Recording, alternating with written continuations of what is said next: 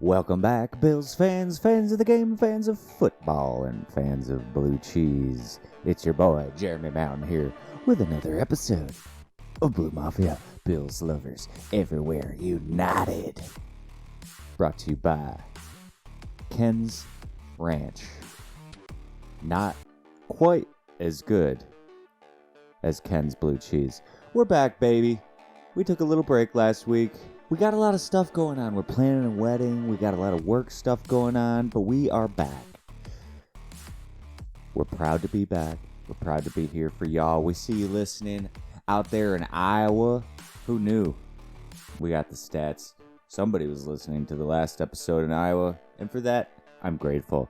We got 5 things to look for as the Bills are on hard times. Ken Dorsey getting fired. His kid found out while she was sitting with Miss Lippy making paste. It's a sad story. I'm a little sad for Ken, but new frontiers. We got big news around the AFC. Couple guys dropping like flies. Let's get right into it.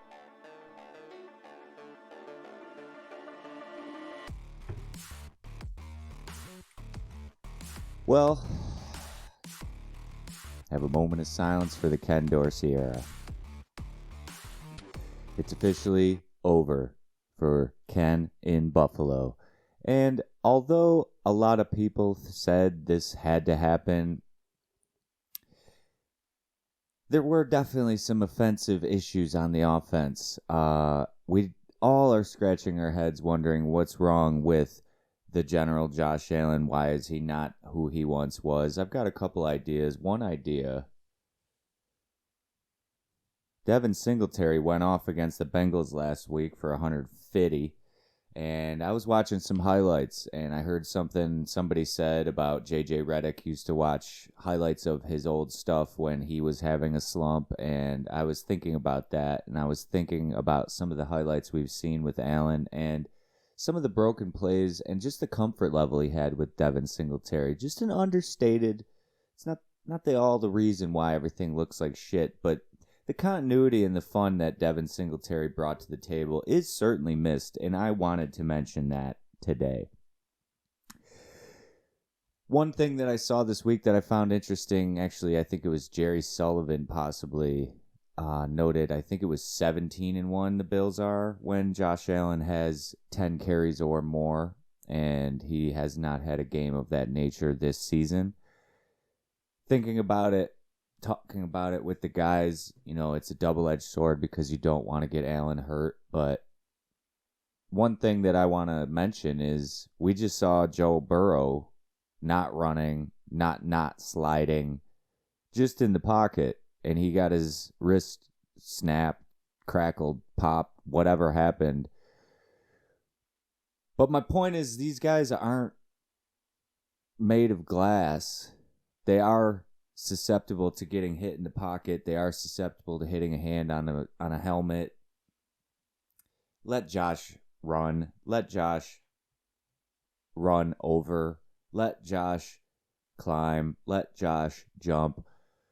I think we're at a point right now where if we want to make the playoffs, it's do or die. I think it was 45% versus 17% or 12% if we lose this weekend. But right now, I believe the Bills are tied with the Houston Texans, and there's a lot of quarterbacks that are not as good as Josh Allen, but it's do or die, it's make or break, and that's why I think we may see a couple more called runs for Allen this week. Just because we need to win, we don't really have a choice at this point. Allen needs to stop turning the ball over. It's that simple. He's had some problems in the past with accuracy, but the smell and salt interception, I'm getting sick of seeing the smell and salt stuff because we hear about low positive. We hear about how he is trying to remain balanced, but this is football, and it's time to pull your head out of your ass, and it's time to leave the low positive stuff for recovering from whatever happens on the field, because between those 4 lines, that is war, and low positive doesn't exactly work when on the battlefield. So leave the low positive for after the game Monday, Tuesday, Thursday, whatever. But time to fucking let it rip, Josh.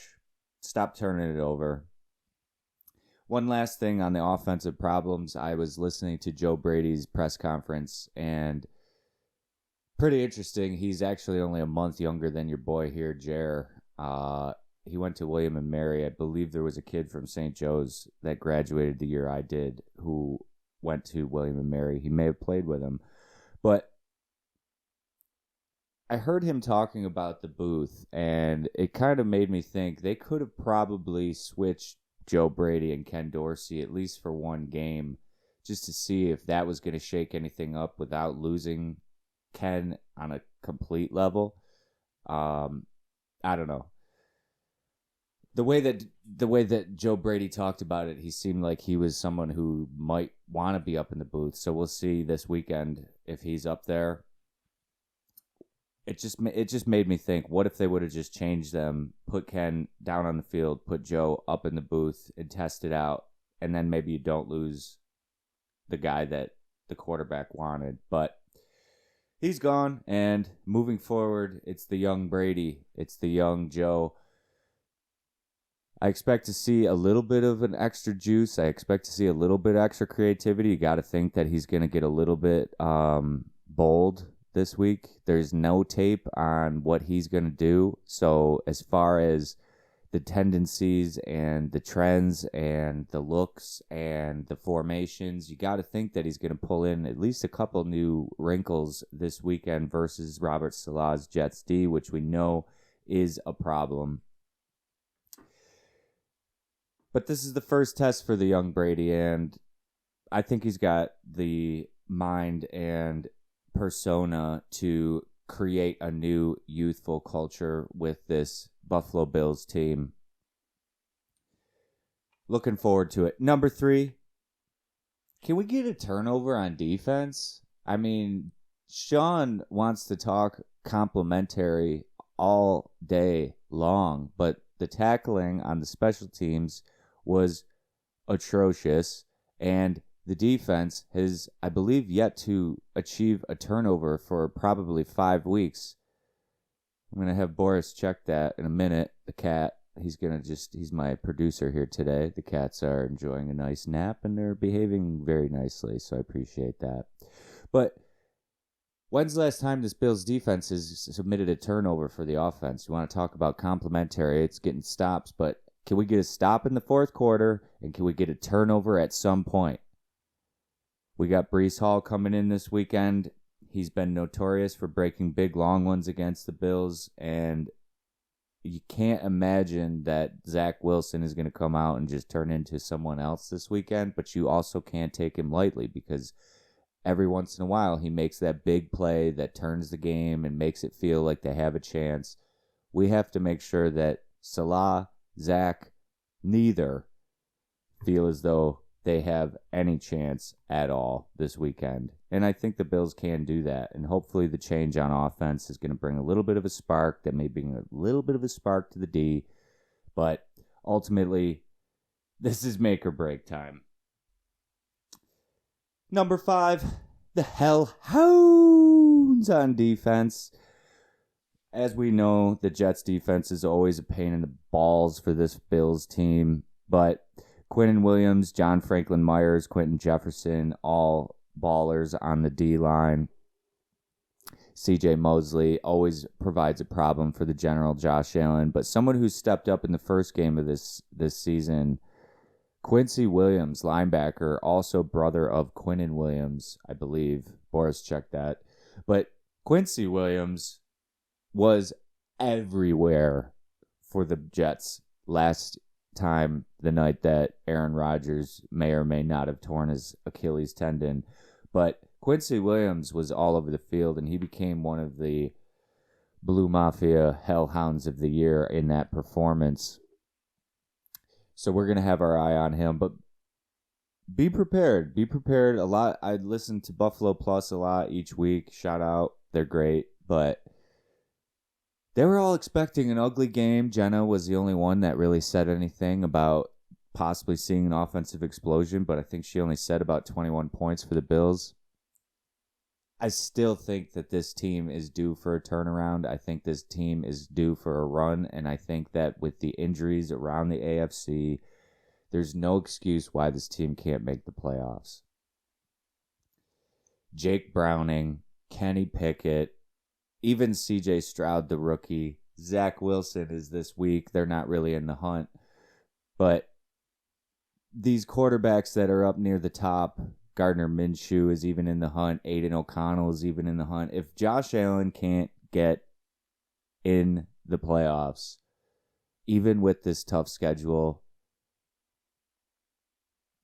it's going to be a long winter for the front office.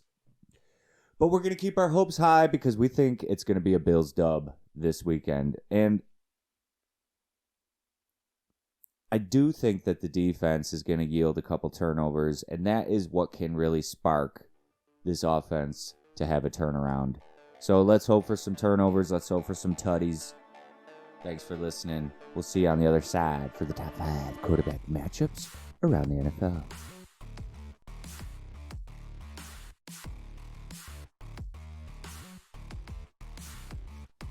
Number 1 on the top 5 quarterback matchups around the NFL with huge implications. We have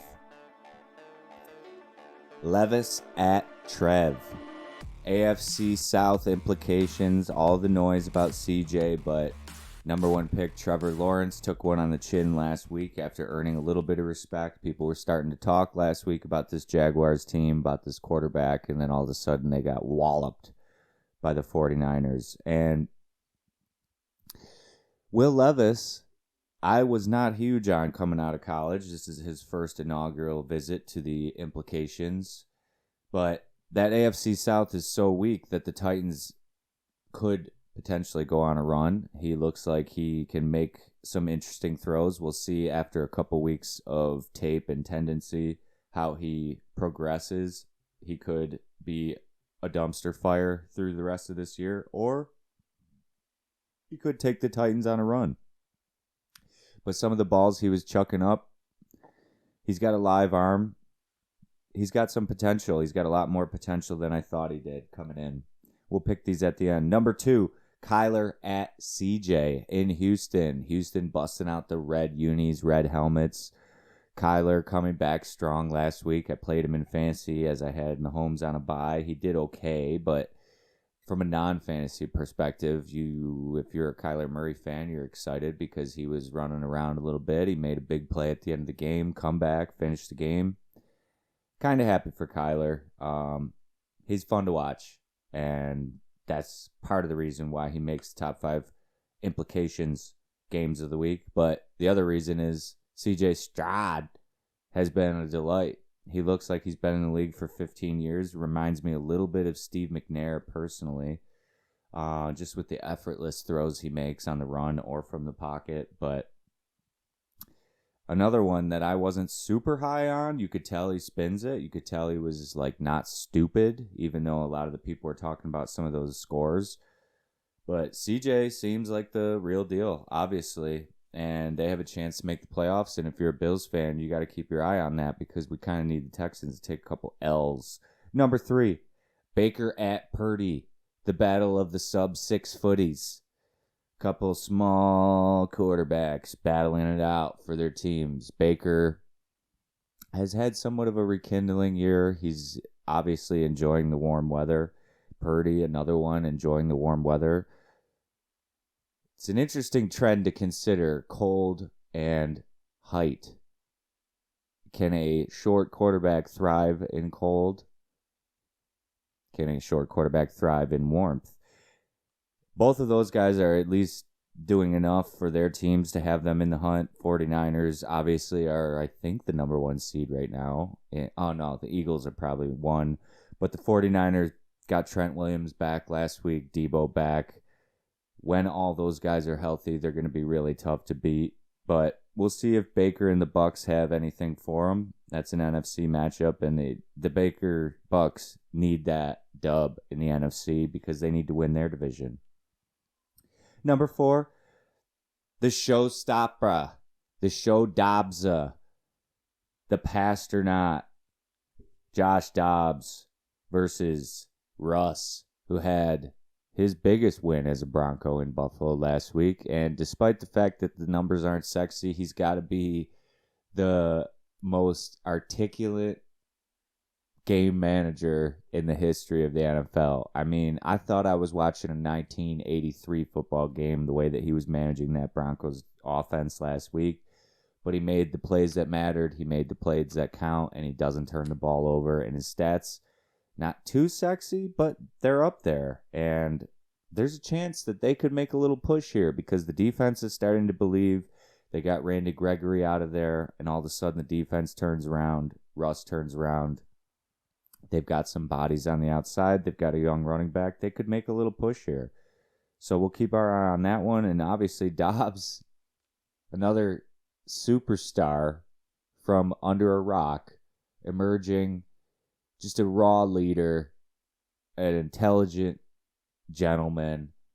And I'm so happy for Josh Dobbs because he was a baller at Tennessee Vols in college, and it doesn't really get any better than Josh Dobbs, if you ask me. Number 5, we got big boy Jalen Hurts with his tushy taking on Patty. Kelsey and the whole Taylor Swift thing is too much for me. Just when you thought you couldn't hate Travis Kelsey more, all this BS with that act. Today they had some BS with Mahomes' brother getting interviewed. I changed the channel, but Mahomes going Mahomes. And right now, with all the injuries, with all the quarterbacks out in the AFC, it seems to be Mahomes, Allen, and a bunch of ragtags and CJ Stroud. So they're going to be in it at the end. Hurts rematch from the Super Bowl, obviously big implications for confidence levels, and we got to keep an eye on Hurts' knee because he's been banged up a couple times on that knee, and I don't know. He squats about 400 pounds, so I'm sure he'll be fine, but let's pick him so we can get you out of here. We got game day on. We got a nice little Saturday planned. 4 o'clock game tomorrow. Would have been nice if it was at 1 because I feel like the Bills always win at 1, but four next games, 4:25. Levis at Trev. We got to go Jaguars at home. Kyler at CJ. Does the legend of CJ Stroud continue, or does Kyler go to Texas? Kyler plays well in warm Texas domes. We're going Kyler. Baker at Purdy. 49ers at home. Can't go against them. Dobbs at Russ. We're going Dobbs train, baby. You know the drill. Hurts at Pat. It's in KC. I don't know if I can see the Eagles going into Kansas City and winning. But they're pretty tough. I'm going Hurts. So that's Trev, Kyler, Purdy, Dobbs, Hurts. Your top 5 implications parlay of the week. Thank you for listening. I appreciate every single one of you. Go Bills. Love you.